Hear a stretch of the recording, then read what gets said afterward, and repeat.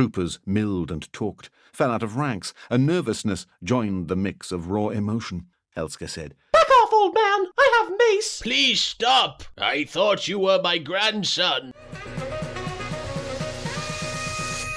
Hello and welcome to the Poor Hammer Podcast, episode 112. I'm your host, Brad. This is my co-host, Eric. How's it going? And my lovely wife, Jenny. Hello. There, now I made it sound really nice and lovey. Now we can all argue to the death about this book. So, the topic of today's episode has been said for like 3 straight months. If you're somehow here for like the first time ever, this is a spoiler-filled book club episode in which we're discussing the Fall of Cadia, and everyone had like 12 weeks of warning to read this. I mean, it is a long book, but also the title is literally The Fall of Cadia, so not shocking what happens. It's pretty spoiler-proof.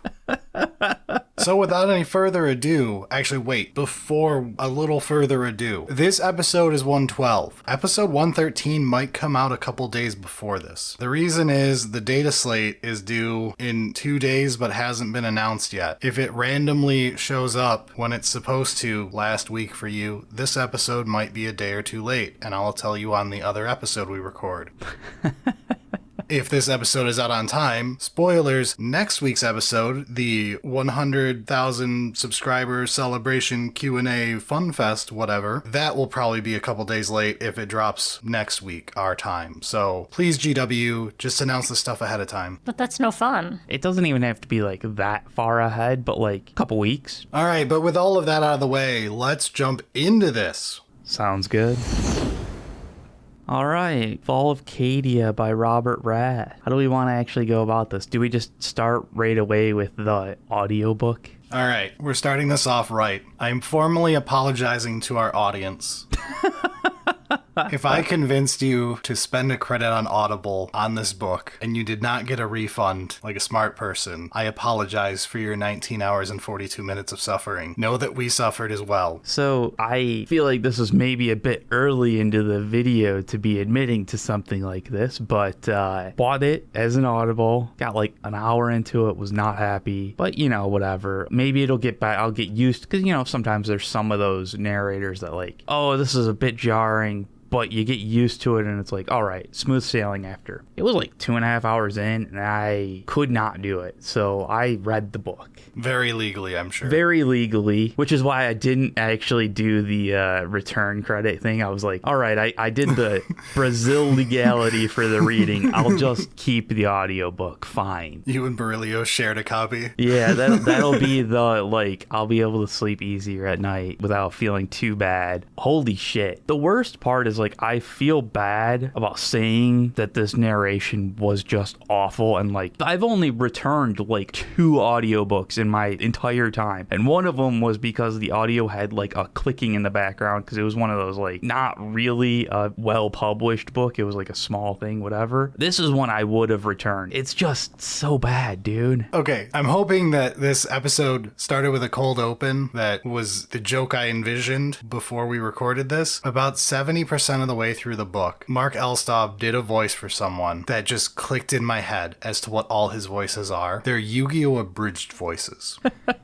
It's like something done for a gag to make something sound annoying on purpose because the joke is it's annoying. But this is for a serious audiobook that's 20 fucking hours long, not a 5-minute YouTube sketch. And I mean, it's one of those like his actual narration, perfectly fine. Yeah, his narration voice seems totally fine, honestly. I don't think any of us really had a complaint about his narrating. It's just the voices. Anytime it's like, I'm gonna do a voice, stop. Yeah, so to run through this, it's not all bad. His narration itself is okay. Every voice, for the most part, is painful. I liked Kel's voice. I really didn't like Creed, but my brother said he thought Creed was okay. I think that was fine. It's just like an Irish. Yeah, I liked Barathus's voice for as long as he was alive. He got like a solid... He gets 2 really good moments. 3 scenes, and then that's the end of him. Yeah. I assume that like the end doesn't use his voice callback of like a... No. No, it was her. It was her, but in the final one where it was the echoing voice, it was more like an everybody thing. But anyway, the only voice I really liked that he did was Abaddon's. I actually thought he did okay with Abaddon's voice. I know a lot of people people are like, what's Brad gonna think about his butchering of Trazyn's voice? Minor spoilers for anyone who doesn't know the story of Fabius Bile. Fabius Bile meets Trazyn in his book series. In that series, John Banks is narrating. Fantastic narrator. He also, this is pre-Richard Reed's voice for Trazyn in Infinite and Divine. He goes for the same, like, croaky robot voice. I don't really have an issue with that. I do. You can make Trazyn sound like that. It's okay. Now that I know Trazyn from Infinite and Divine,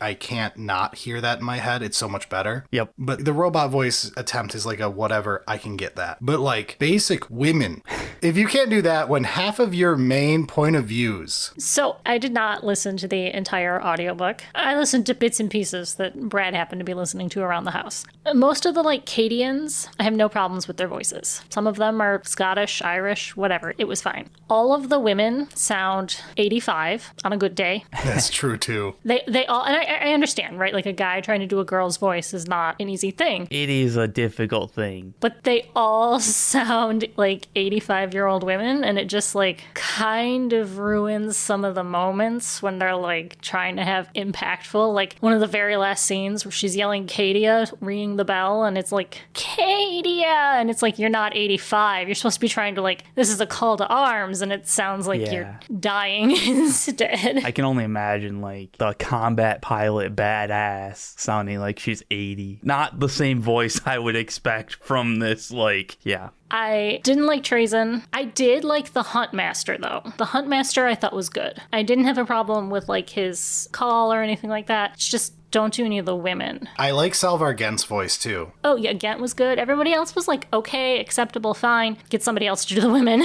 Which half of our point of views in this book are women. There's a lot of women in this, yes. Like, they are major characters, but it makes it all the more painful for the audiobook. It makes them sound weird when they all sound like they're 80 years old, and it's like, no, I'm actually a freaking saintess, but I'm 85 years old, so it's fine, whatever. And I don't know this one, because like I said, I did not listen far enough, but like one of the common things that male narrators can have when doing female voices is they'll all have the exact same voice for female characters, and then they'll try and switch it up for male characters, and it's like, well, okay, but there's like 6 distinct female characters and these all sound the same.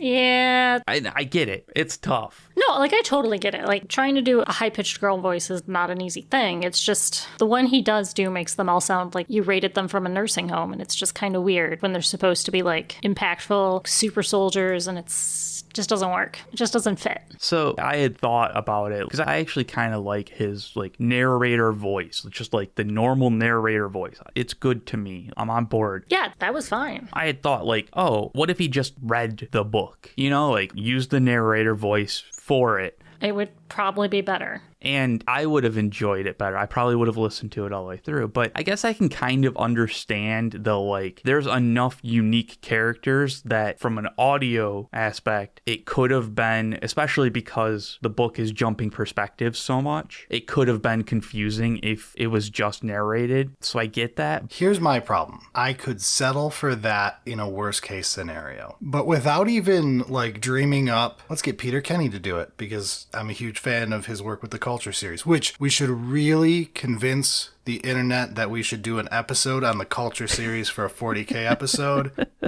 If you guys are interested in that, I'm going to sell you on a real good series. But anyway, without dreaming of that, just looking inside of GW Stable, Kelly Houghton, she was the main voice in the Gazgul Thraka book. Oh, yeah. She does an amazing job. There's a couple deeper male voices she has trouble with, but like... Yeah, but it wasn't bad. Like, it was like, you could tell that she was straining, but it wasn't bad in any way, I thought. But like, just do what you did with Gaz. You could even let Mark Elstob destroy the Black Templars with, I'm Mortlieb, the Black Templar who's 10 feet tall, but somehow sounds like this. You could still do that and ruin those chapters, but at least then, for half of your perspectives, you have Kelly Houghton there. Yeah. And like, that's kind of how Gaz worked, but with better all around narration. Yeah, I mean, one of the things is like, this is the Fall of Cadia. I get it's 20 hours, but like, you should have had at least a cast of like 3. So you've got like a narrator. That's what Gaz has, is 3 narrators. Yeah, you get like the narrator, the like male voices, and the female voices. Or just alternating chapters for, you know, like one who does the chaos characters, one who does the female point of view character chapters, and you can still have the awkward voices when you're from someone else's point of view. And like that happened in Gaz. It's okay.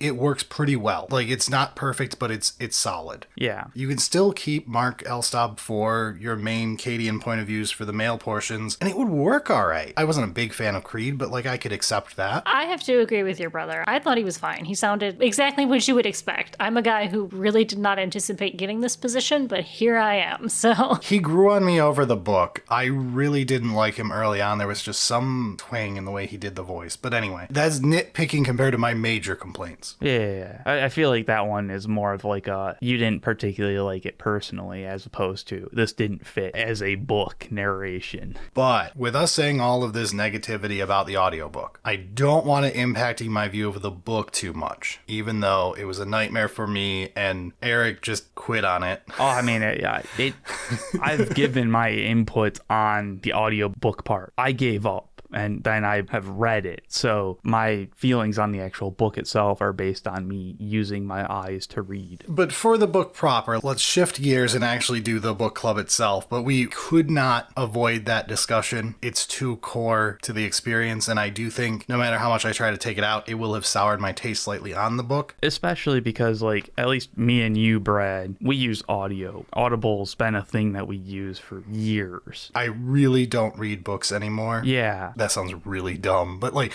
I listen to them while I'm driving. I used to do a lot of driving for work for like multiple hours a day, so I would listen to books a lot. Brad is lying to you all. Brad can't read, so. It's true. I'm functionally illiterate.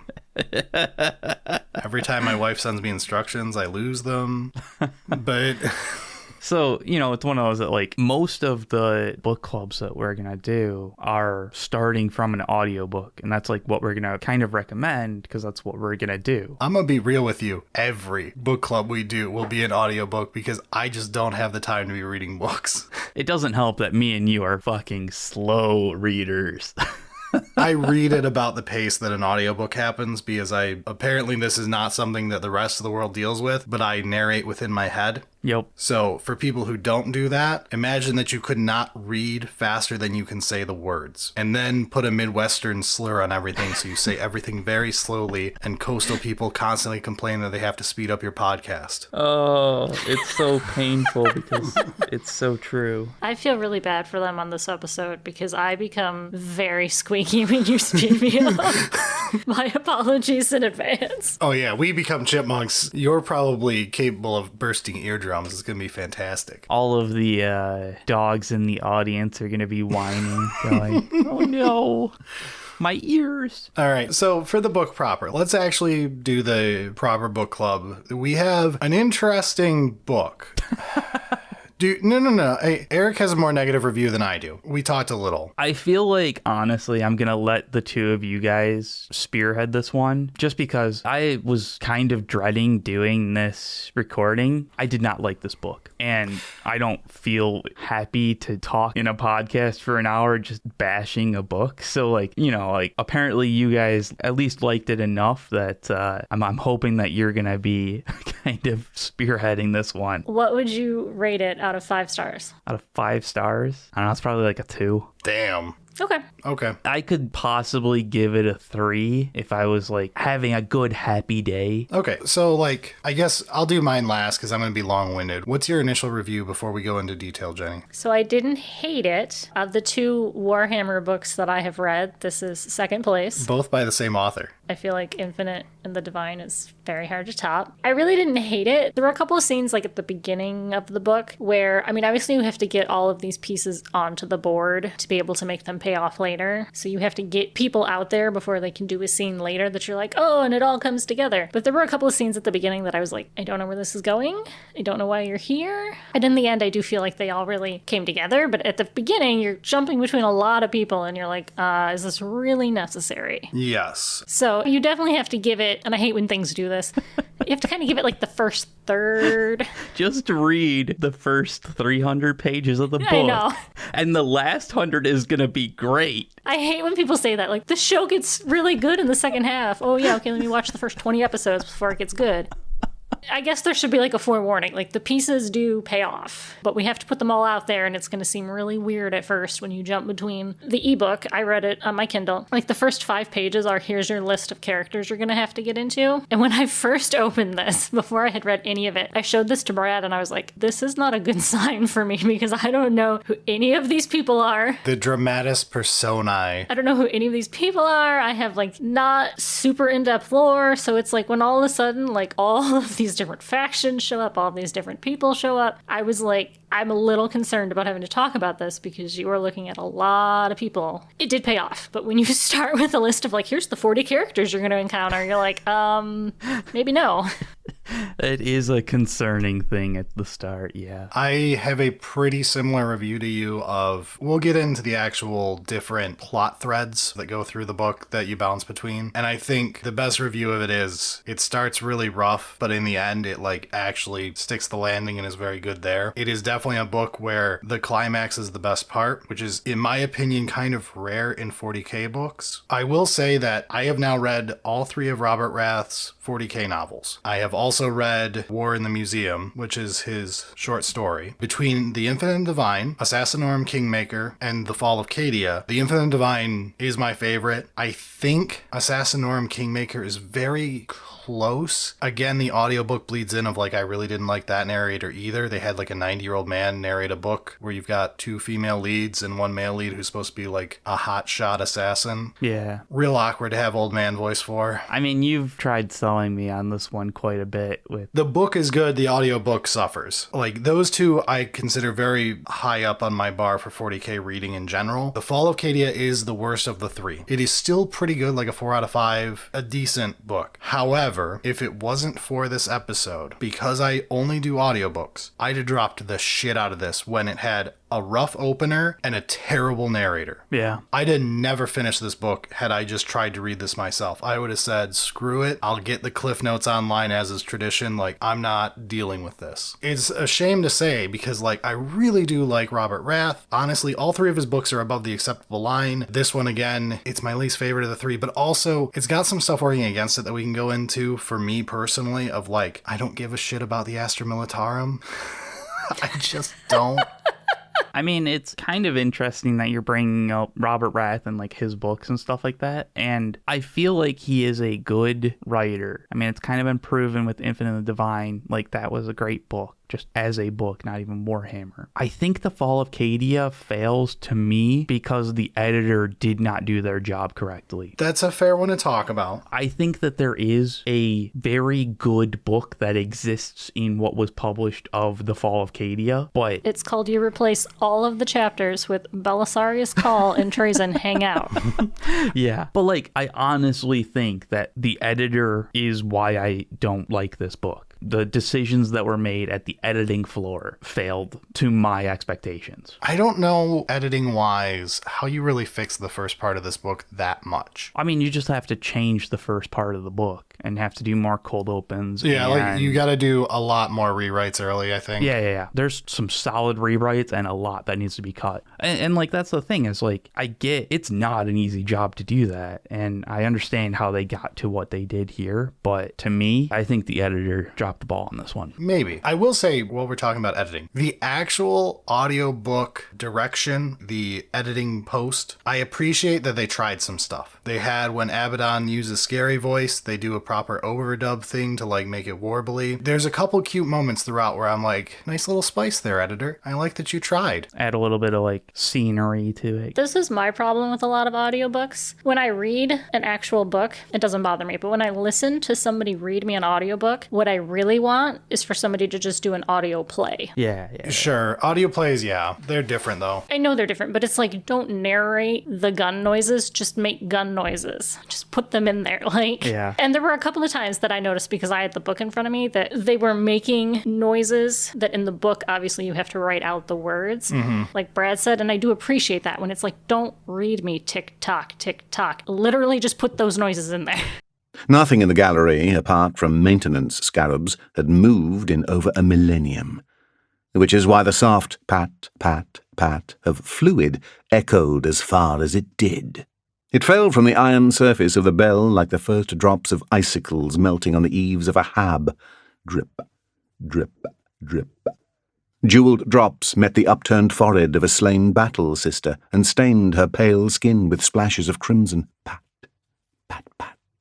Don't read me clang, clang. Like one of them was one of the Vox noises. The boujou. Yeah, the radio static noise. And they do it, right? But in the book, they tried to write that out. And it's, I mean, you have to. You've only got words. It's just, it's better for me. Like if you're going to read me all of it, just put in the sound effects. Don't read me, I'm making sound effects. Yeah, I can see what you're saying. So that one, I think, is a... Now that you said it's in the text itself, I think that one's a no-win. You don't have a choice. You have to write out radio noises. But, like, the way it would be handled with a door would be he slammed the door. And then you don't really need the sound effect. You can just say he slammed the door. But the way Robert Rath wrote it then, I didn't have the actual physical book for this, but you're saying those were literally written in there. Then if he says the radio turns on with a pajou, then you're stuck. You gotta just give it your all. And I'll give Mark Elstop that, of like, he tried his best with the mouth noise stuff to do these portions. And if it's how it's written and you gotta say it, all right. No, the sound effects he did, the ones that I noticed, he did really well. There was that one section where the audio cut weird and you looked at me like super confused. In the book, because it was a change in perspective and now you're getting a man's voice over the radio, in the book, all that text had been italicized, which is why I knew that it was gonna cut funny in the audio.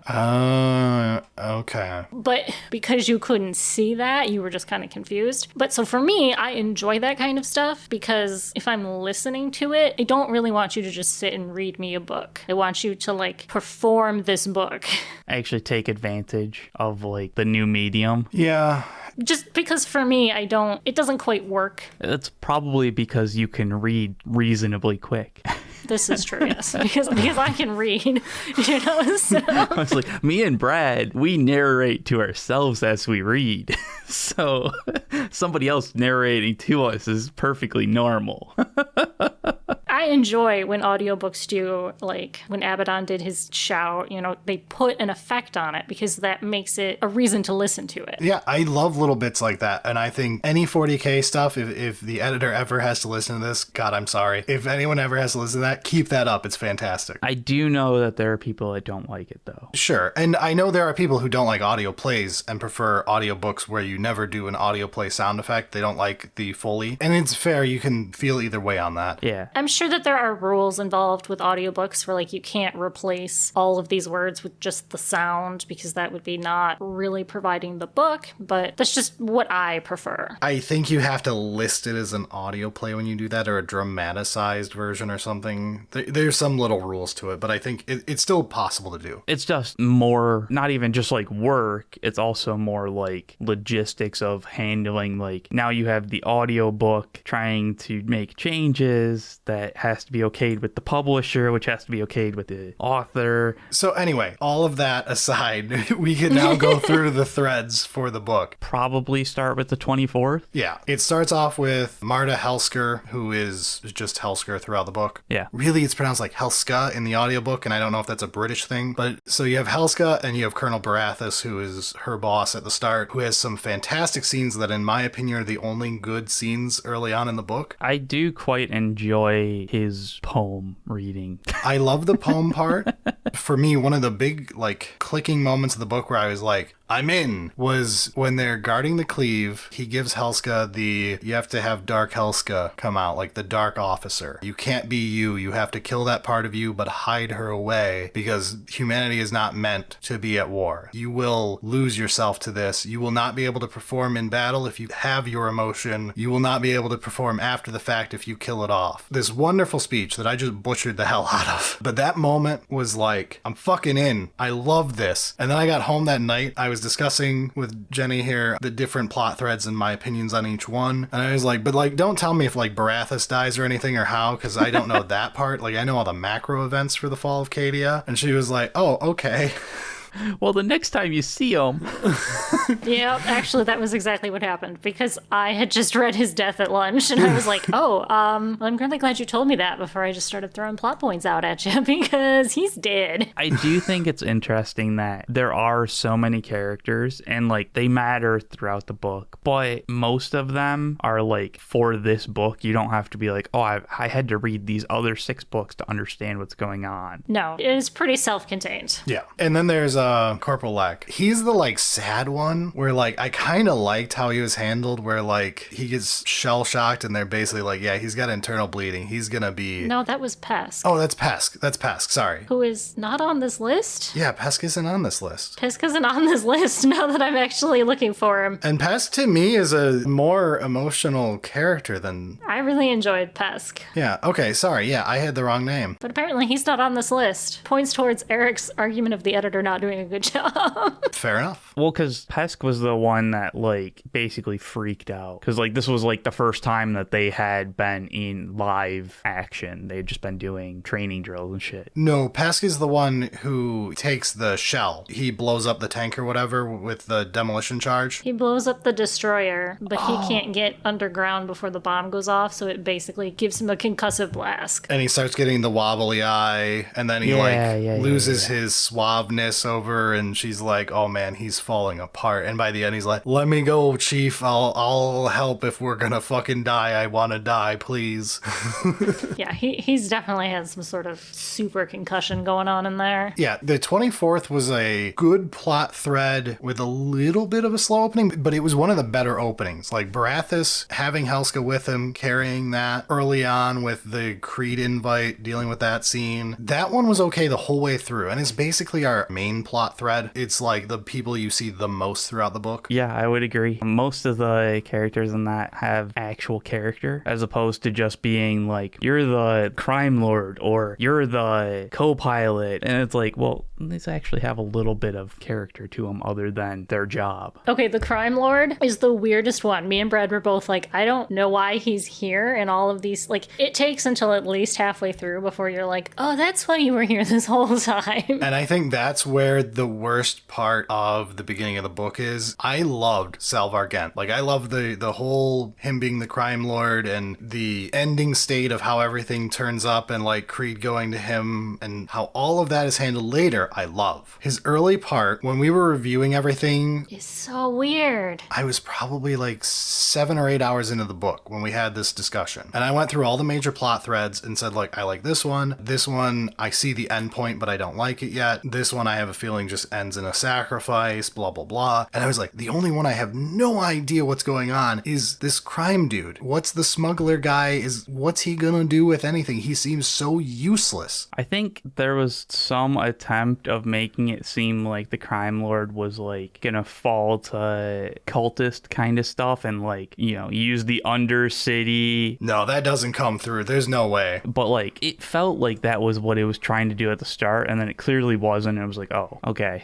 The weirdest part of Gent is that everybody in this book is super excited to die for their planet. They are the very definition of like nationalists. They are here for their planet. He's like undermining the entire authority of his planet, and it's weird because all of these other people, whatever you say, that's what we're gonna do, and he's like, nah, we're gonna do some crime. Like, we're gonna make fake ration vouchers so we can totally undermine the fact that we only have so much food on this planet, but whatever. And everyone else is like, can I go die? Can I be on the front lines? I really want to die. And you're like, I don't understand what's happening here. I really liked him as a character. It's just weird that everyone else on this planet, and he's like, nah, I'm good, thanks. Even with the ending, that's one I would cut. Like, I feel like the editor should have just been like, nah, it's fun. Make a novella out of it. Great story on its own. It's not in this book, though. I hate to agree with you, but I kinda do. And I actually like the character, too. Can you just bring him in when they bag him? Yeah, maybe. Can that be the first time you meet him and you can just figure out the scene? Like, you might need 2 extra lines of dialogue. That would work. Because you already know from the Creed side of things and the Kel side of things of the ration stuff. Yeah. In some of the early useless Carskin part, which is the worst part of the book, but in part of that, with, what's his name, Glaive. Yeah, they find the printing press, essentially. I would also cut that, but I would cut the entire everything to do with the Carskins. They sucked. But I understand why they were there and what they were going to be the whole time. And anyway, I feel like you could just get away with Creed's portion of that, where they're trying to hunt down, like, someone's fucking up the rations. This is bad. And you're in your head, you're like, okay, this might be connected to Chaos Man. I need to remember this. This might come up later. And then you get the reveal, like, no, it's just this crime lord. And also he's getting hired and Creed is based. That would be a fine enough reveal, maybe. I honestly feel like that one should have been Kel doing, the behind the scenes stuff even more. Yeah, to let Kel have a little more time, maybe. Yeah, and then, like, Creed is the final, like, you're hired kind of thing, but, like, Kel is doing all of the, like, behind-the-scenes stuff. That would work. I feel like if you cut it entirely... Yeah, I also feel like that could help build up Kel a little more. As much as I loved, Kel is well handled, but I feel like you could actually go even further by doing that, because that plays into the whole, the other people's perspectives is that Kel is controlling Creed, and it might play into that earlier to make you kind of think that's the case before you get to know both of them very well. Before you realize that Creed needs a mother, and if he didn't have Kel, this would be a lot worse Oh off. yeah, they're a fantastic duo. I love that. But like, I'm definitely with you on something has to change. It's the weakest part of the early, other than, let's just talk the Karskins.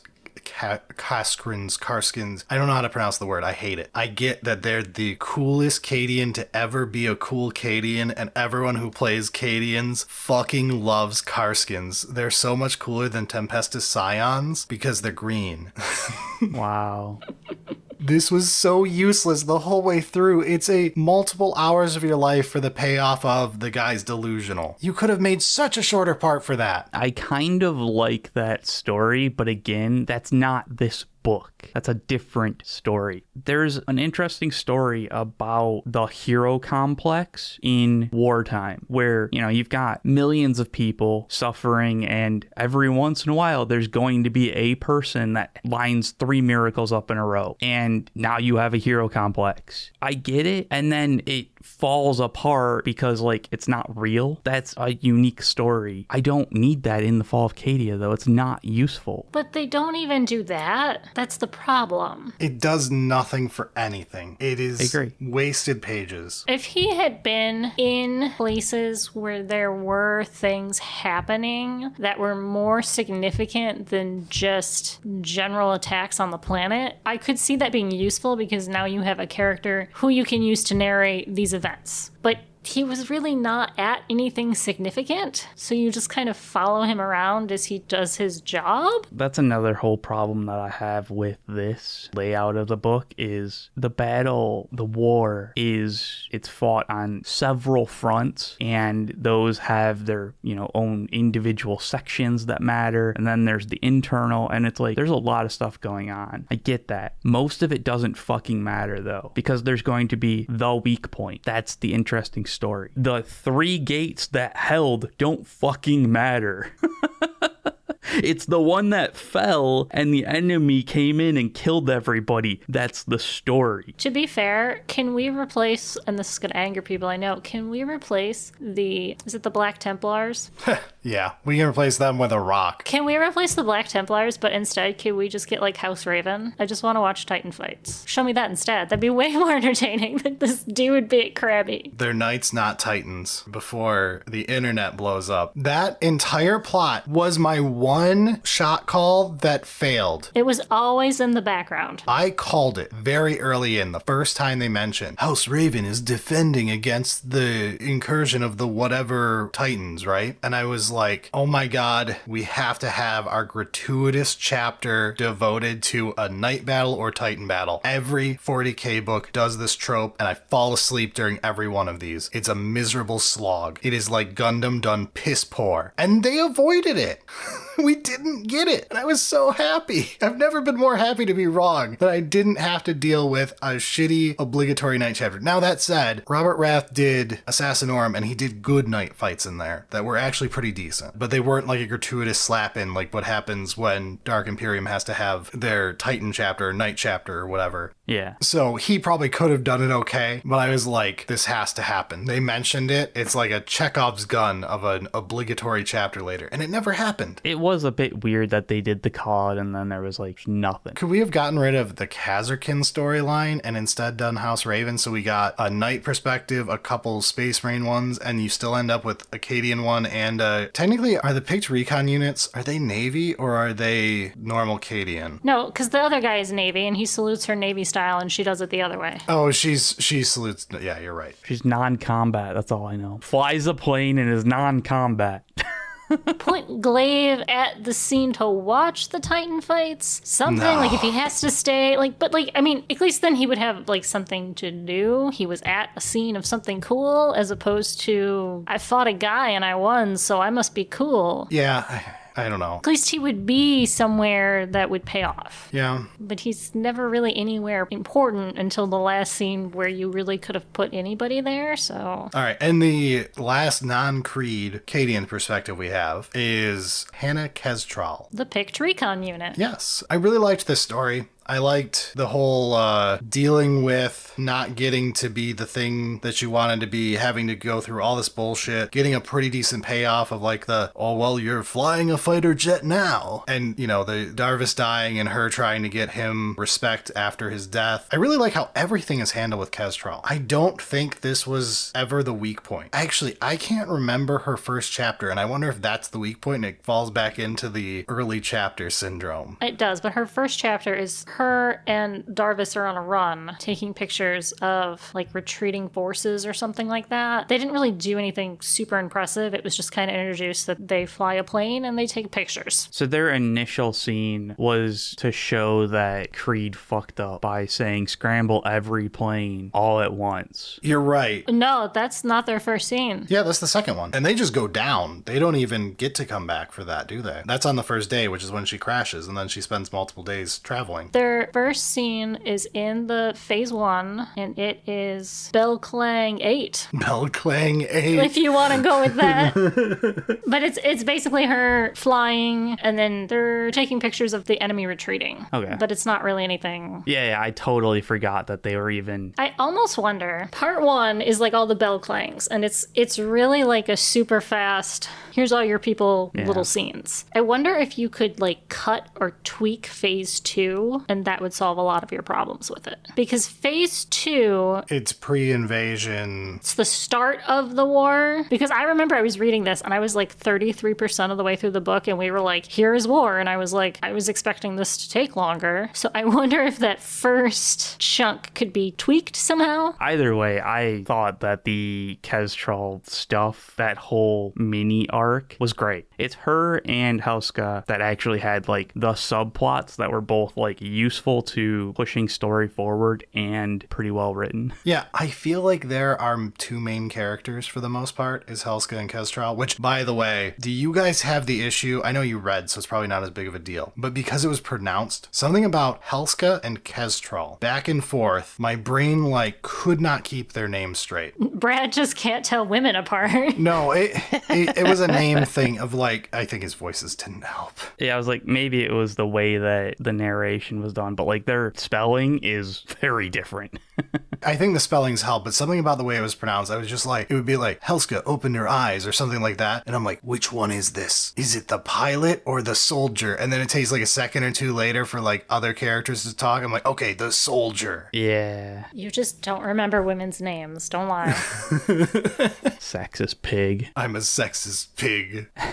That's recorded now. Fuck. Clip it. I can kind of understand what you're coming across, but like there was a lot of scene changes There were a lot. without any like, usually in writing you'll get like some like hints, you know, like, okay, we're wrapping this little section up and then the next one, you know, the next line is like, here's a little opening and we're in a next set kind of thing. There were no dashed lines. There wasn't. It was just like line to line, we're in different spot now. Good luck. Sometimes you see in books, they've got like little icons or whatever in between. No. Yeah. It was like paragraph, enter, now we're somewhere else. And there were a couple of times that I was like, I really wish that there was some kind of indicator that we are switching people now. The real pain in the ass was the car skin. When it switched to the car skins from something else, it'd be like, Yeah, you forgot they were there. where the fuck? Why are we in the mountains now? What the hell just oh, right. It's them. Okay. Old fish fingers. You kind of forgot they were there. Yeah. I mean, there's still not all of like the good guys factions, though. That's just the Cadians. And we haven't gotten to Creed yet. Right. Which I feel like he just is woven in throughout everything. He kind of is. He's definitely He's the narrator, essentially, of the whole campaign. He's the plot focal point, yeah. It revolves around him even when he's not the main character. It's clearly written in a way where everything revolves around Creed's actions throughout. And I really like basically everything and how it's handled with Creed and Kel. Kel's death was appropriately quite sad. I knew like halfway through, I looked over when I was listening to the audiobook, I think I was painting, and Jenny, you were downstairs. I think you were like flipping on your phone or something, half listening to the recap of me listening to it while you're way ahead of me. And I paused at a point, I'm like, I don't remember which scene it was after, but I'm like, I'm going to be very sad when Kel dies. Cause like, I know he dies because I know the major plot points of Cadia falling, of like, ain't no one making it out alive who matters.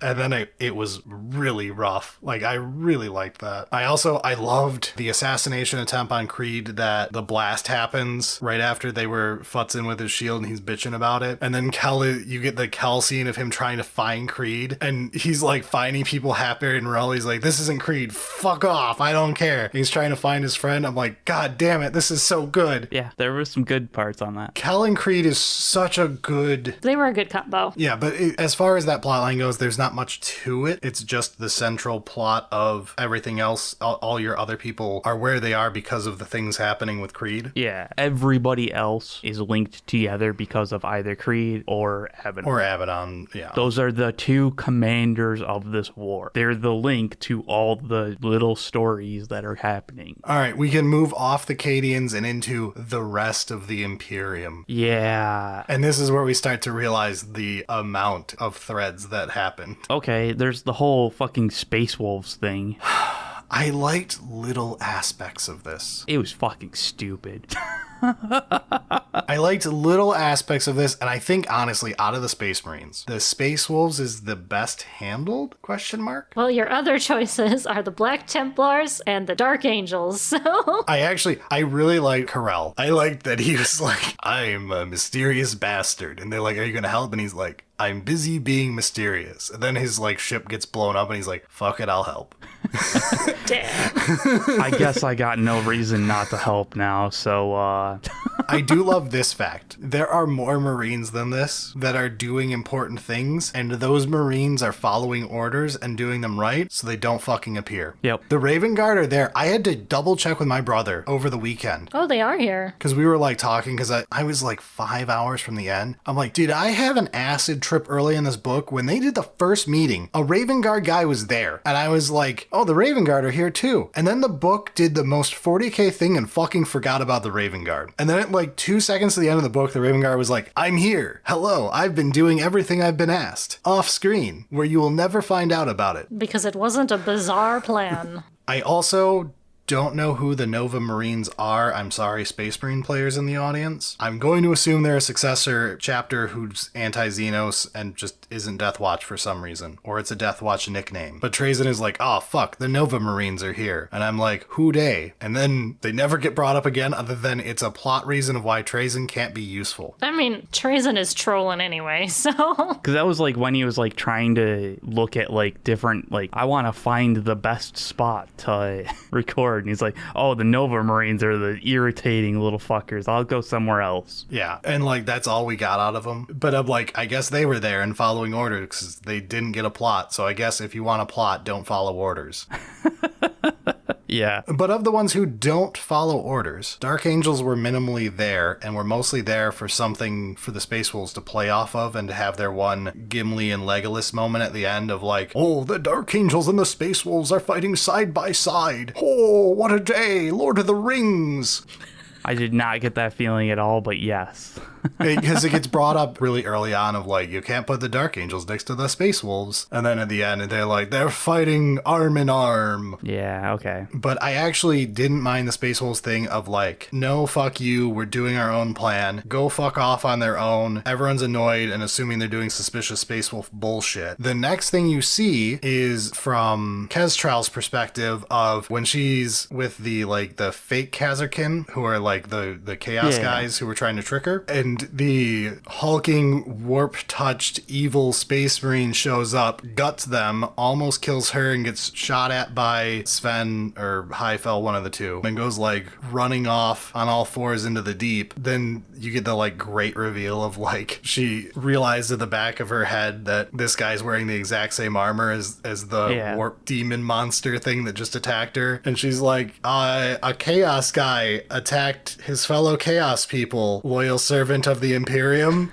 And he's like, good, that is what you saw. I like that. And then you get the twist reveal from Abaddon's side of the Space Wolves actually did the right thing and killed off Skyrack Slaughterborn, who doesn't matter. But they killed off the Nurgle second in charge out of the 4 second in charge guys. Yeah. And I'm like, okay, that's actually a pretty good reveal of like, they're being pissants about it, but they were actually doing a decapitation strike, which is one of the things that Creed realizes is the correct way to handle the situation, is to cause a power vacuum under Abaddon, because then he's going to have issues. I'm like, they're pretty well handled. And then Black Templars, Jesus Christ.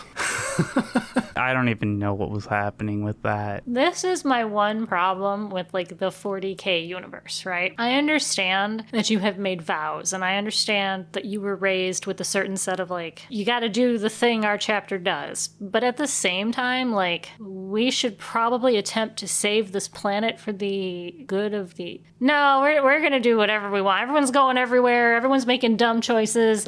I'm going to stand here on this rock and I'm going to die before I get off this rock. This ramp is important. Even though this rock has no significant value after about 5 minutes and I'm standing on literal dust, I am not going to go help anybody else. I'm going to stand here on this rock because that's what I said I was going to do. I am convinced that either Robert Rath is based and also hates the Black Templars like me, or this is what Black Templar fans unironically like and thought that was cool. In which case, they deserve more hate than I give them. It just, to me, it doesn't make sense. Sometimes the best course of action is to back up for 5 seconds and then re-attack the enemy. But no, I will not move from this rock. And it just, yeah, all right, if that's what your order says to do, knock yourselves out, even though you could be anywhere else helping anybody else. Sure. And it's treated at the end like, oh, it's such a good thing that they showed up in the 11th hour to help instead of being useful this whole time. Yeah. Right? Even though a dude had to lie about it. Or doing anything useful like the Space Wolves went off to do. They did literally nothing. They guarded a random wall in the middle of nowhere that needed no help. I mean, it was a useful spot at the start, but like once anything else fell. Yeah, as a delaying action, but like once the wall is trash, is it really a good spot to defend from? Probably not. I don't know. I don't have a map, but... I think it was brought up many times that no, it was very useless.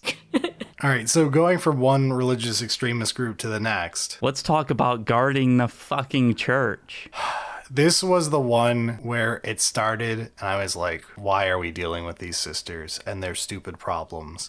And then I remembered Celestine shows up. That's right. I know this plot point. I was like, we're going to have the sisters through this entire thing, and in the last moment, they'll martyr themselves and fusion summon Celestine. And it's exactly what happened. And I was like, fair enough. It's a plot point that was written, and you have to do it. Okay, the sisters, it's hysterical. They become so much better once the man dies.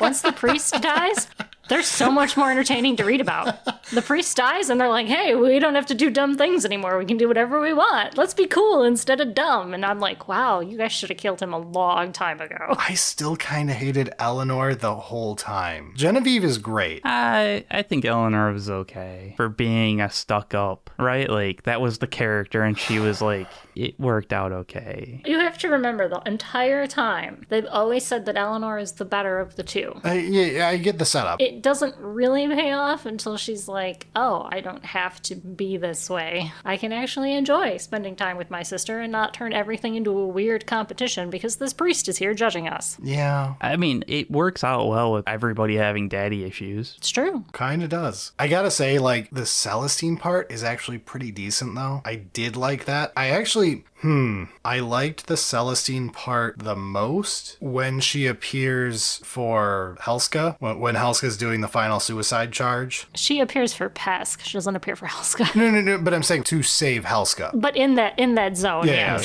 she summons behind them and scares all the Chaos guys away. And Pesk is the only one who can see her because he's brain damaged. He's closer to the warp.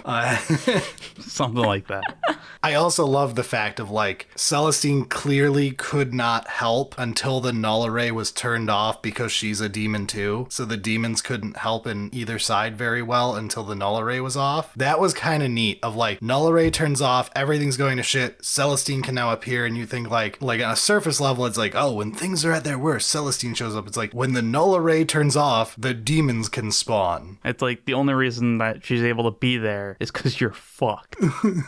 But I liked that part more than her part in the climax, which was still pretty good. It was fine. I don't think her part in the climax was anything that interesting other than, like, holding off Abaddon a little bit. It felt very much like she wasn't actually useful.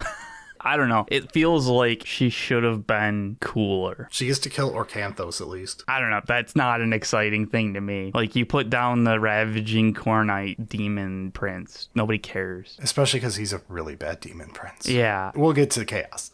Yeah. So it was good. It was a fine part, but it felt like Celestine was supposed to be that, like, 11th hour angel descends. The only cute extra I'll give it is the Celestine Greyfax, the gay relationship thing. The meme. Greyfax being gay for Celestine is like a famous running joke that she's a lesbian for Celestine. Like, the literal first thing that she says is, I'm gonna kill you, you demon, or something like that, right? Yeah. And, like, that's their relationship summed up, is they're an Orican Trazyn. Ah, okay. They're that.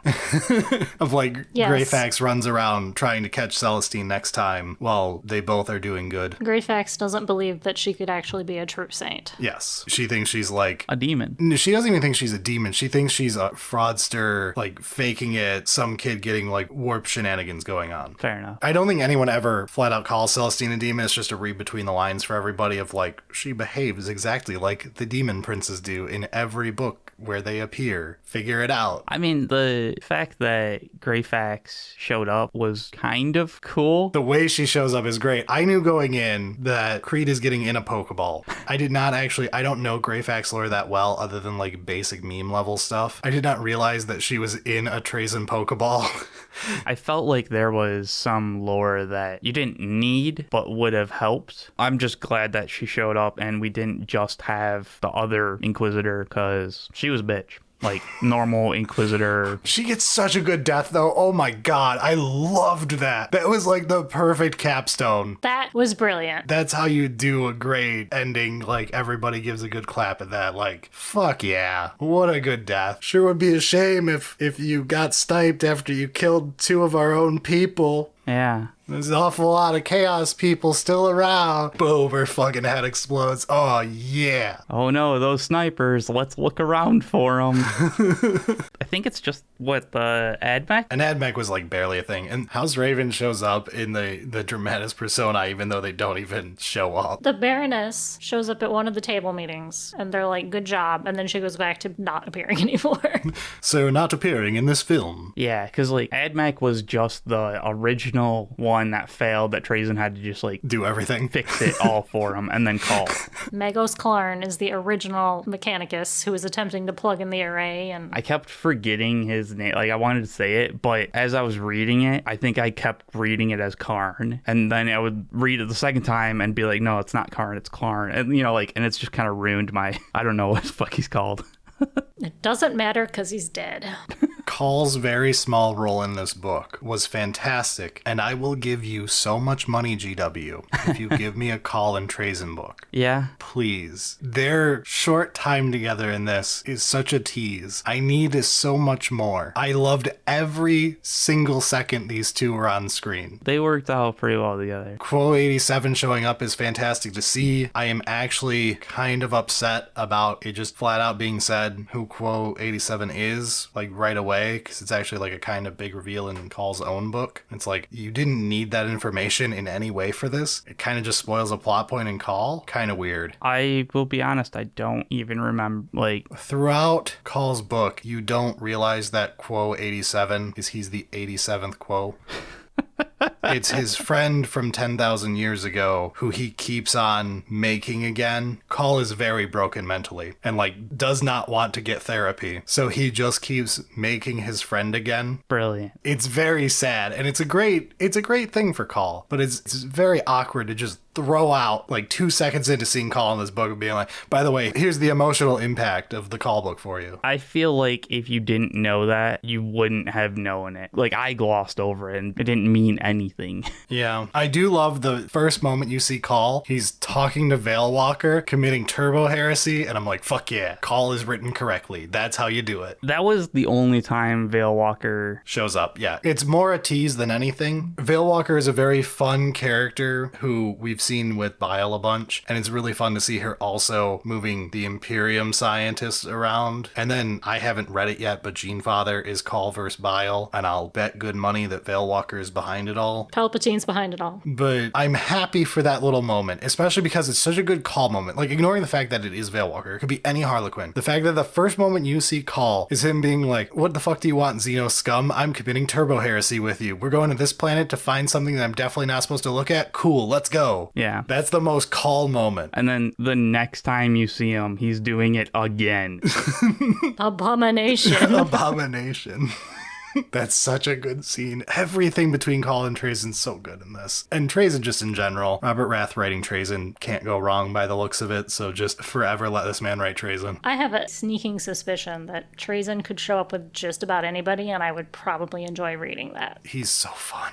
The thing is like, Trazyn's arc in this is not needed. Nothing he does other than the initial, I fixed the thing because you're too dumb. Everything else could have been figured out. He is there specifically because in the original writing of like the Gathering Storm series, Fall of Cadia, like the event that was written as Cliff Notes in a fucking campaign book for 5 pages, he's there and he's the one who tells Call how to do everything. And like that's supposed to be the big funny twist of like Call had to get the Necron's help to save the Imperium. Yeah. And still fail because chuck a rock at it.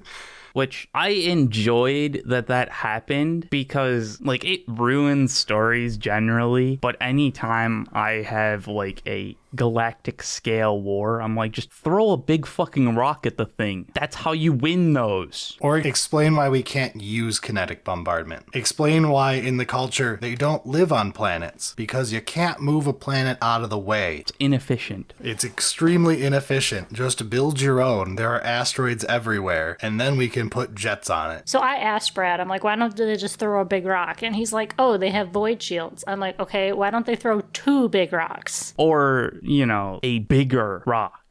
Void shields are 40k's way of it's Dune's shields. It's it's our way to make you do the inefficient version of combat that's way cooler. It's why you have a chainsword instead of everybody using guns. Right, so you have to go down to the planet, break everything, then you can go back up and chuck the rock at it. It's useful as a story thing just because throw rock at it isn't fun as a story. Right.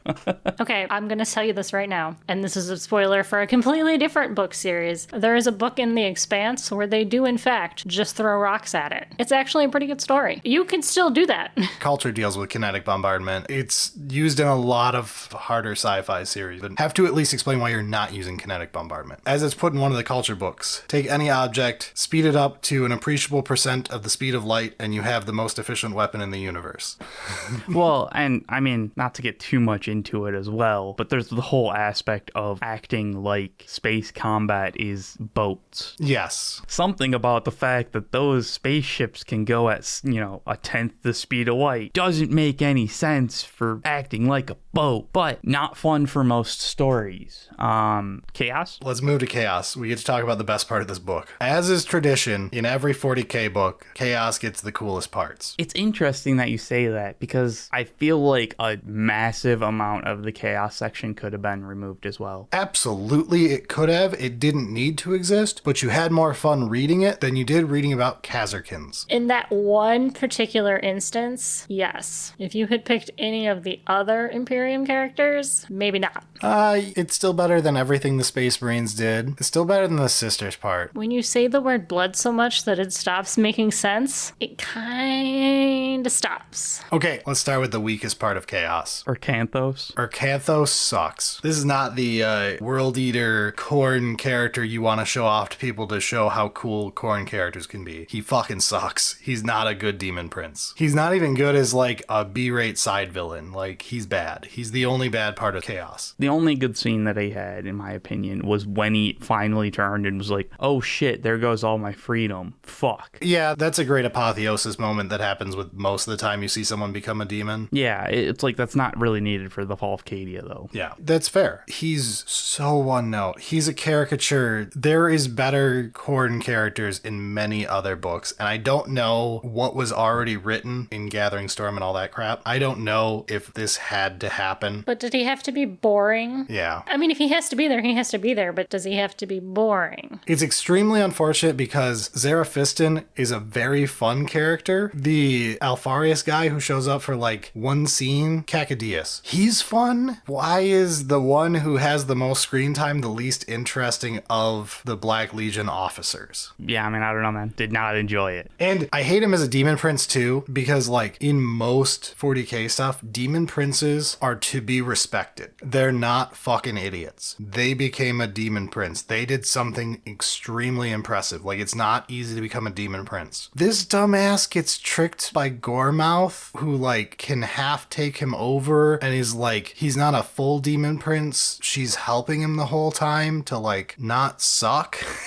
I don't know if they picked him because, like you said, something was written already and he had to be there. And these other characters were maybe not there, so it doesn't make sense to follow them around for them not to show up at the final fights. But he's not very exciting. Here's one thing that pisses me off. We get told that the Terminus Est is in orbit and is doing stuff. We don't have a single view of Typhus. At no point does he show up. That's his fucking ship. That's the head of the Death Guard showing up to help Abaddon. We don't get a single bit of Typhus, the coolest thing that you've got going on in Death Guard. We get the one-note Blood Man. He was too cool. He was going to override all the other chaos, so they just off-screened him. He can't come out. Yeah, I totally forgot about the Terminus Est being there. It gets mentioned 3 times, and I was we're too late in this book to get a Typhus chapter. It's not set up this way. I'm just not going to get to see Typhus show up, and it's going to be that Bile has a big part in this, even though he doesn't really want to. He has a somewhat big part in the Fall of Cadia's setup for Abaddon for helping him with shit, and he doesn't show up. We're just stuck with Orcanthos. He's the only problem I really have with the rest of this. The rest of Chaos, Abaddon is good. Morkoth is amazing. I think that's a fantastic character. She was so good. Like, early on, I was like, she's my favorite plot thread. She has the most interesting setup. It's very clear this won't end well for her. She's the only reason that I feel like, okay, yeah, it makes sense to have Abaddon's point of view. Otherwise, I would be like, just let's focus on Creed getting the information of, oh shit, Abaddon's gonna be doing this. I feel like Morkoth was really good at the start. And she falls off at the end. She really fell off for me at the end. Yeah, I'm with you. And then it becomes like, can we just go back to anybody else? Nobody else is doing anything right now that we could talk about? We're gonna watch her wander around? Okay. I like Morkoth for the first 70% of the book, up until the Space Wolves destroy the shields on the Blackstone Fortress. And then she just starts like wandering around. And she kind of just loses it, and then she just has her downfall moment, which feels kind of fast forwarded. She was fine, and like right before the Space Wolf, she kind of starts to fall off. She starts losing Abaddon's favor, and Abaddon just like do something, and she like just doesn't. And I feel like you have all these cool powers, and you have this, and now you're just kind of really crying about it. it gets brought up right before the Space Wolf part, like right at the beginning of that chapter. It has her being like, all of the work that I did to find the Space Wolves over the last week that happened after that scene with Abaddon, all of that is paying off now. It's like, we needed to see the one scene of her being panicked about pleasing Daddy. We got that though. But that needed to happen after the Abaddon says, I don't need another one. but after Abaddon says do shit, we need to see her losing it. We got to see it untangled. Not just at the very end, it just all happens, snap all at once. I guess, but We just needed that stretched out a little. That part, the thread kind of dies right at the end. I don't know that I really want to watch any more of her. Like, I know she is a child. Yes, her revert to childness at the end is kind of, that's where she kind of loses it. The entire way that she's been written makes me feel like she is more like 20 years old, right? So you either need to write her the entire time as a child, or you need to, like, it's just weird that all of a sudden she, like, completely is incapable of doing anything. She couldn't tie her own shoes. You're like, I don't understand what, like, you got slightly yelled at and now you're completely useless. I don't understand. Yeah, but I generally liked her part, especially because she was like the only thing I had going for me early in this book. In the beginning, yes, in the beginning she was great. I just don't want to watch her sit around and mope that Daddy yelled at her. I liked the little things. Chaos characters interacting is so much more fun than every other, like all Imperium stuff combined. Abaddon's war room scenes are fun as fuck. With Morkoth trying to read everyone's mind, Zaraphiston trolling her because he's a fucking Tzeentch guy, so he can just make her see nothing or make her see like screaming voices and shit. And he's just having fun with her. And then later on, when he really wants to fuck with her, he gives her crystal clear view of his mind of like, I could be having you see this all the time. You're fucked. I really liked Zaraphiston fucking with her. I really like the intelligence scene and the, oh, Corda was secretly on Abaddon's orders, which was like the most obvious thing ever the second it happened. But those moments make Chaos so much more fun as characters. Watching Chaos characters interact is always entertaining. I mean, that kind of plays into Rovetsky, I think is what his name is, right? Yes. Jan. Who was the other character I liked early because I really liked the occult, his like first project for the Hollow Man. Empty Man. Yeah, the Empty Man. His first mission for the Empty Man where he was like, I gotta go pick up this package, and then he realizes the old lady's not an old lady, and then he goes in the basement and there's like a decent horror scene going on. I'm like, this is fun. This is like X-Files bullshit. Yeah. And then he kind of falls off at the end too, which is really sad. I think that was okay though. That one was actually a better take of the Kasserkin storyline. Of the, I'm going to be important, I'm going to be important, I'm going to be important, last second, no the fuck you aren't. Yeah. Whereas his was, I'm important and able to do this stuff, and as I'm doing more and more important things, you can see everything unraveling. It's honestly, it's a better version of that same storyline. But it is the same thing where I feel like he's more interesting early than when he's a goon later, though I guess that's kind of the scope change of showing you how, because he was always just a chaos worshiper guy on the planet. Yeah. And once you scope up to the real big events, he's a random, it could have been anyone, like the random sniper guy or anything. I feel like there's an aspect of like war novels where it's so difficult to do justice to the different scopes. So like you've got like the commander level, like, here's the campaign map and this is what's happening. These are the stratagems that the different commanders are utilizing with their logistics issues and all that kind of stuff. And then there's like the individual stories. Yeah, the Band of Brothers level stories, right? Yeah, there's always a tough aspect of like, which one are you going to do? How are you going to like mix them together? I don't think this did a particularly good job of it in several issues like the Karskins. And towards the end, Rovetsky kind of shows like, oh, we've passed your scope. We don't really need you anymore. He should have been concerned when his boss decided to knock him out down a flight of stairs to give him orders. That should have been your first clue that you were not going to hang out the whole time. I actually like that too, of him manipulating everybody else into thinking they're important while it's quietly showing you he's not important either. Yeah. Like, he's still like never even met his boss. Oh, no, it's brilliant. It's just maybe that should have been your first clue when your boss is totally fine with dropping you down a flight of stairs to tell you to go do something. But I generally just enjoy Chaos characters more. They're so much more interesting. They're not just mindless zombies following orders, which is ironic because they contain mindless zombies that follow orders in their ranks. But, okay, so the last thing is our one Xeno point of view with Trazyn the Infinite. So Trazyn, or as we call him, Trazyn, because we're lazy and can't pronounce shit right. It's true. He has the opening, he has the best parts of the climax, and is just entertaining every single time he shows up. I was like looking over to Jenny and being like, oh my god, he's here. We get to have fun again. Do you remember fun? Yeah. I enjoy the banter between Trazyn and Sanet. Oh my god, the Sanet one was so funny.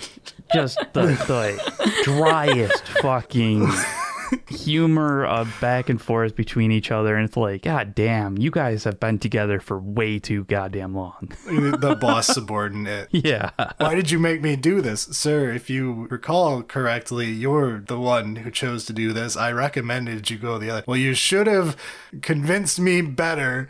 And then the second it goes his way, you lost it, Jenny. The fucking... That's so funny. I was right. Just fists up in the air, screaming at the clouds. And the Huntmaster's a really fun addition, who is not in any other stuff with Trazyn so far. He's real fun. I liked him. I like that a lot better than Trazyn going around and like acting like he is going to fist fight people. Yes, I loved the line between him and Call. I point at people and they die. Yes, it's so good. And it's like, oh, yeah, you just have a sniper with you at all times. Fair enough. Makes sense. Yeah, Call's like, where's your weapon? I am an overlord of the Nihilic dynasty. If I want something dead, I merely point at it.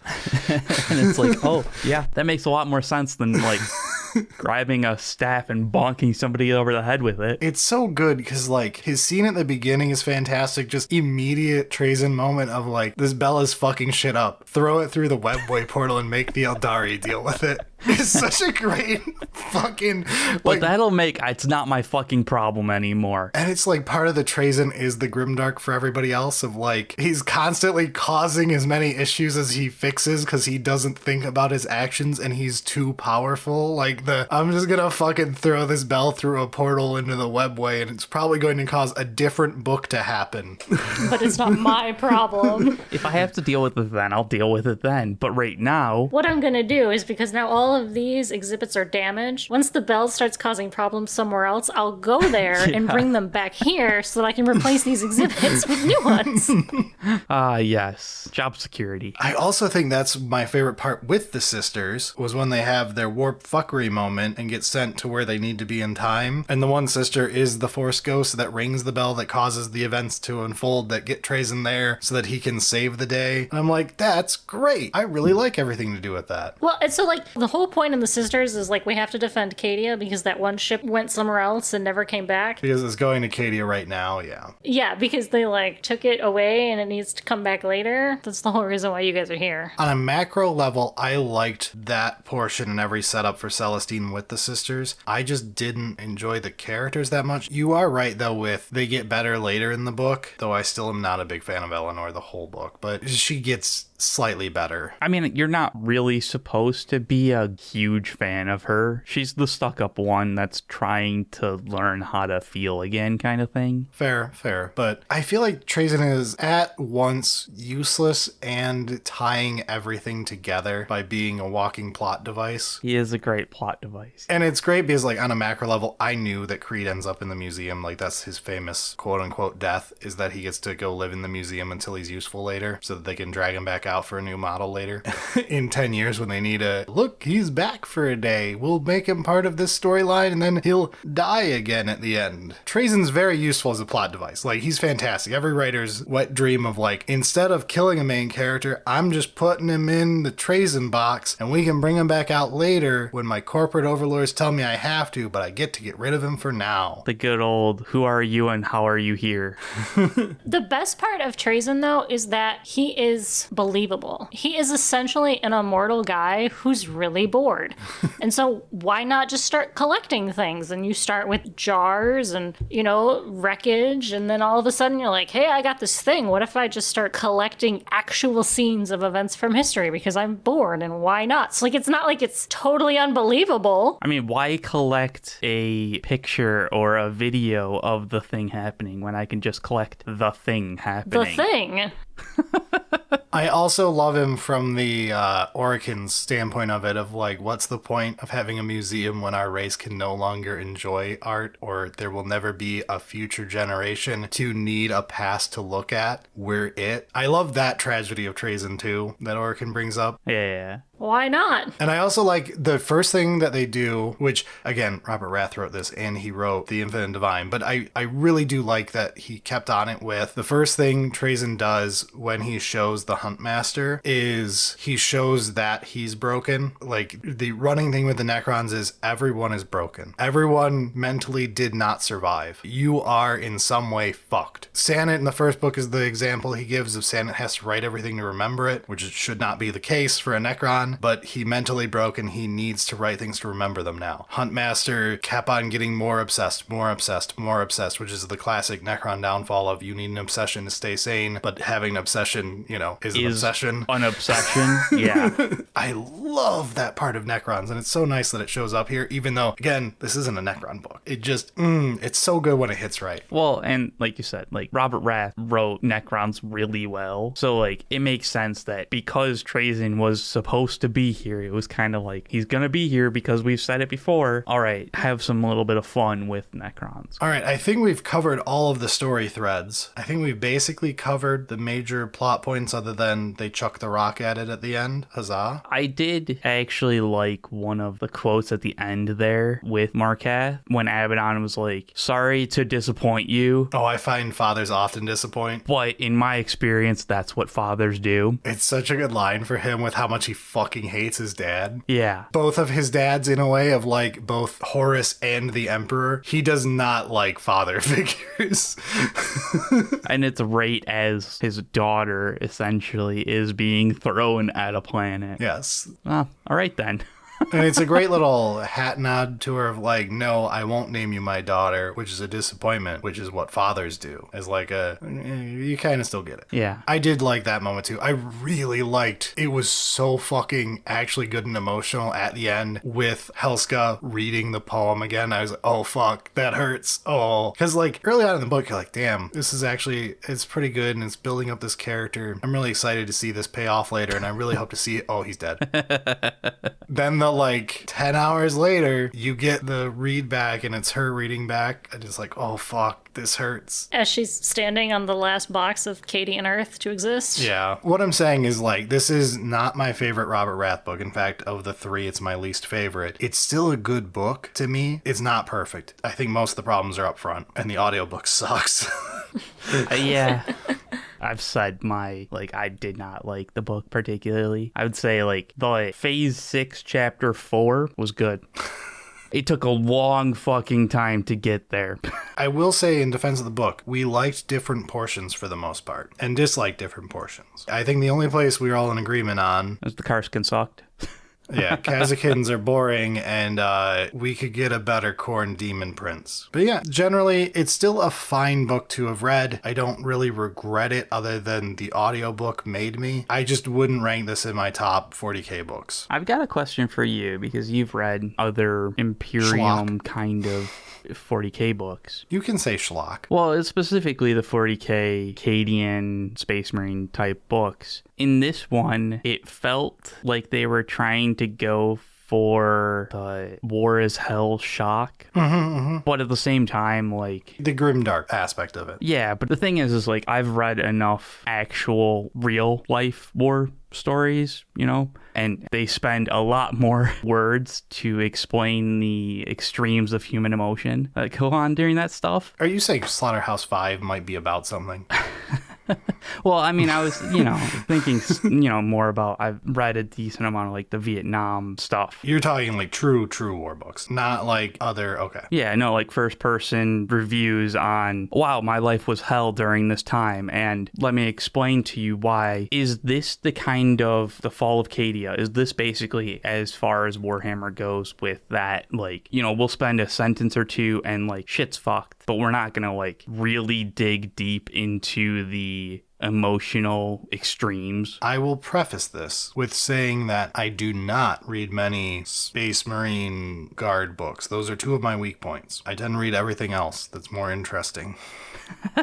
But that said, I do know that it gets into that stuff of like the more deep look at how bad things can get. It's a fine line to walk in 40k because if you go full hog like you can with a Vietnam book, you're stuck with its 40k and it becomes cringe grim derp instead of being actually trying to say something in a setting where it would be more appropriate. Right. It's just because this is a World War book, essentially. And then they went and showed some of those glimpses of, yeah, war's hell. I absolutely get why a writer and a publisher wouldn't do that. Like, the current Fall of Cadia book is going to do substantially better than the book that I would read that's, okay, war is actually hell. I think that's part of the problem is that GW wants to sell this book to as many people as possible. It's just like you're in the grim dark of the future, but you can't say fuck. Oh, I hate that. That was another one of those where it's like, oh, his brain's leaking out. Frick. It's kind of like the American thing where you can kill all of the people, but the minute you swear or show nudity, it's like, nope, that's a no-go. Or it's like, all these people can die and you can literally talk about standing in rivers of blood, but we're not going to swear and we're not going to get into the true psychological horror that is war because I want to read this to my 12-year-old. It's definitely not my type of book. If someone is trying to get me to read a book, I don't want this book. I want one more like Assassinorum, Infinite and Divine, same author, different style of book. Yeah. Well, I mean, there's a lot of overlaps with, like, the way that perspectives are changing, but I see what you're, like, the tone. Yeah, the overarching war campaign from different angles, everything kind of sucks, tragedies, not my jam, man. Yeah. I can understand that this is a decently written book. I don't think it's perfect by any means. I actually think it could be improved in several places. I think, Eric, the more we think about it over this episode, the more I think you're right there's probably ways to re-edit this to make me like it more with keeping all of your main characters except for the Kazrakin. Get the fuck out of here. You can still have me cool in the background. Yeah, it's just like, I didn't like in its current form, but I think that there exists a book that I would enjoy more, and that book is almost certainly not the book that you would enjoy more. Correct. I'm not a war book guy. Meanwhile, I'm like, I would read the book that's just Creed with like a few perspectives from Abaddon and then maybe Keztral as like the eyes in the sky. I would still enjoy that more. I'm with you on that one. Everything else goes away. I'm with you on that one, but I don't think that's what you were talking about with the, like, I figured your ideal one was more take Hellsker And dial it up to 11. and just have it be that the whole time, which gets closer to First and Only. Follow the 24th and follow each individual as they're dying in their ways. Yeah. What you want is possibly the most famous series of Imperial Guard, Eric. Go read Gaunt's Ghost. All right. People love it. I've never read a word of it. I probably never will. Because you can't read. Oof. But that's why I think I'm rating the Fall of Cadia as lowly as I do, while you guys are, pretty happy with it. It's not my favorite, but it was fine. It wasn't like it was terrible. I've read way worse in Warhammer Land and given up on way worse. If this had turned into, like, we're gonna follow, like, 20 people and watch them die horribly, I would have been out. Their bodies now lay beneath the cold iron of the bell, some resting in its shadow. Chest cavities blown open, limbs severed from the impact of traitor bolt shells, their own vitae splashed onto the blood-forged iron. It ran in frozen rivulets down the engraved surface, turning the scroll work and decorative psalms into channels of gore. I had finished reading, like, the first third, and I had told Brad, I'm like, if the next 10 chapters are just gonna be like, here's a guy and now he's dead, here's a guy and now he's dead, I'm out. I just realized you had told me that right after you had seen Barathus die. Yes. I just realized that's where you were. Yes, Barathus had died. There was the truck carrying the plates or something, and all the drivers died. Yeah, the melt-a-gun on the window. And Yeah, and then we got a scene from the perspective of a warhead. And I was like, if all of the next big chunk is just going to be watching people die, I'm not going to be interested. If I'm not attached to anybody, I don't care if we're just going to keep reading about everybody dying. If this book had been written, I think, more like you would enjoy it, I would also not enjoy that. Yeah. But that's because I don't enjoy that. I have enough problems in my life. I don't really want to read about people dying horribly in my free time. When you play the game and when you read stuff, it's like, oh, they die. But that's like, then you just move on. It's not, they don't sit here and think about, like, now let's imagine your models literally being torn limb from limb by Tyranids today. Like, you're dead, move on, take him off the table. Yeah, or like, oh, this is his family. He's got like 2 kids. This is what they're doing on their Saturday afternoon. And oh, fuck, they just got shot. And now they're also being eaten by Tyranids. Yeah, like, I personally do not really want to read the perspective of, like, man watches his family be eaten by Tyranids. It's just not really what I would like to do. Yeah, and I totally get that. It's just, to me, it's like, this is the Fall of Cadia. It would be the reality of it, obviously. That is what it would be. I would prefer not to read that today, thank you. Totally fair. Makes sense. Okay, so for people who want a more, as Eric wanted, a more focus on a group going through war, you have Gaunt's Ghost start with First and Only, the first one. It's basically what Eric wanted. If you're looking for something more high command dealing with a war thing, I kind of love Dante's book, just Dante, which leads into Devastation and Baal if you end up liking Blood Angels. If you want more chaos perspective stuff, the Fabius Baal trilogy is so fucking good. Oh my god, I really want to talk about it.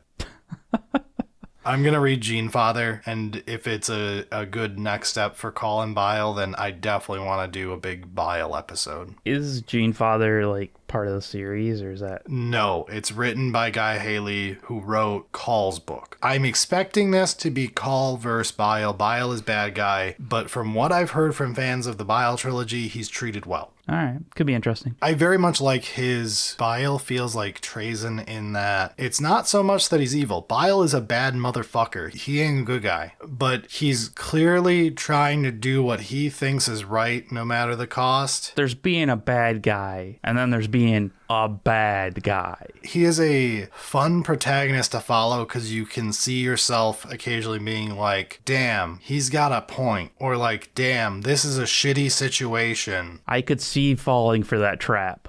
And it's not just with Bile, it's with the other main characters who the book is not always from Bile. It tends to be, the people around him. Yeah. All of that's good. I also have Bricky literally texting me while we recorded this episode, telling me for the 15th time this week that I need to read the fucking Night Lords trilogy, which I've heard mixed things on from other people who know that I hate bolter porn. I will give that a shot after I finish Gene Father. But I keep hearing how good it is, so fuck it. That's a good recommendation for Chaos people too, I guess. I would avoid the Ahriman series because it's still narrated by Mark Elstob, and I'll never get to finish the series that is the only series for one of my major factions because it's all narrated by someone whose voice I can't stand. And you just can't read. And I can't read. It's real unfortunate. A disability that affects many a gamer. It's true. If you want an Imperium look that's like just a classic Imperium book that's a little more upbeat, start the Caiaphas Cain series. It's old. There's awkward moments where like Kane is really fun, but because this is old Imperium, he has to do something horrendous to remind you he's part of the Imperium. You're like, oh, don't sour a good character like that at the last moment. There's little stuff like that I'm not a big fan of. Just execute a few civilians. Make sure you remember this is still the Imperium, bro. There's minor things, but it's a very good series overall. And for Robert Rath, recommendation because he is a good author. Assassinorum Kingmaker is a very good book. It is not Infinite and Divine tier to me, but it is still one of my top books to recommend 40k wise. Yeah,